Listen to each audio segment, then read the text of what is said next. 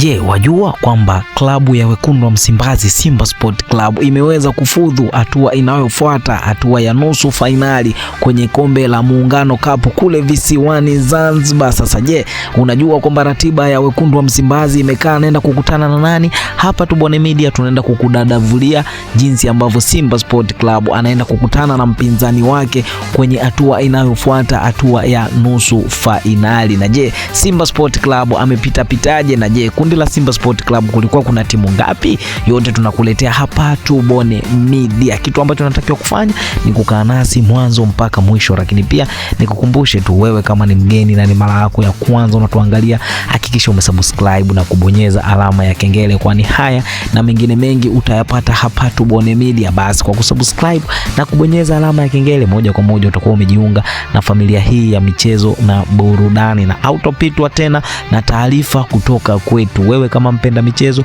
wewe kama mpenda burudani, basi mahali pako ndipo hapa. Sasa leo tunaenda kuwatazama wekundu wa Msimbazi Simba Sport Club ambao wamefuzu kwenye hatua inayofuata, hatua ya nusu fainali, na hii yote ni baada ya ushindi wa goli 1-0 dhidi ya Muungano, dhidi ya timu kutoka kule visiwani Zanzibar.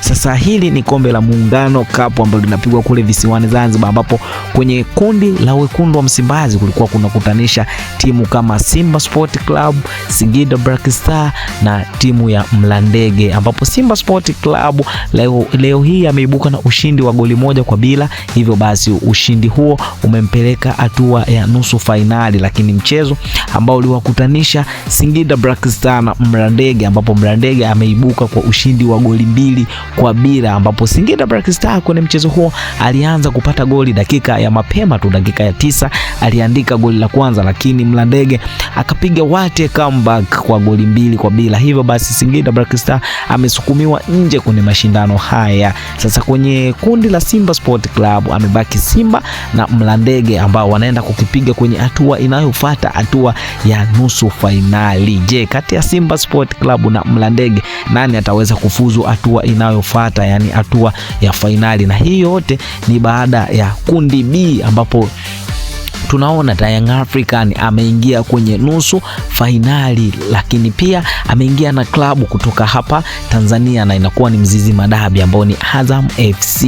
Sasa ambapo mechi itakuwa ngumu ni kati ya Young African na Azam FC. Mshindi kati ya Young African na Azam FC moja kwa moja ataingia fainali, lakini pia mshindi kati ya Mlandege na Simba Sport Club ataingia fainali. Je, sasa watu wamekuwa wakijiuliza, je, Kariakoo Derby inaweza ikapigwa visiwani Zanzibar? Yani mshindi akipatikana endapo Simba Sport Club ataibuka na ushindi kwa Mlandege, huku kwenye kundi B yani side B kati ya Azam FC na Young African, Yanga akaibuka na ushindi, hivyo basi derby ya Kariakoo itakuwa imetamatika, ambapo Young African atakutana na Simba Sport Club. Lakini swali la watu limekuwa ni je, kati ya Young African na Simba Sport Club wanaweza kukutana? Maana Simba Sport Club ana kibarua kizito mbele ya Mlandege, lakini Young African pia Yanga na kibarua kizito mbele ya Azam FC. Je, timu gani ambazo zitaweza kufuzu hatua inayofuata, hatua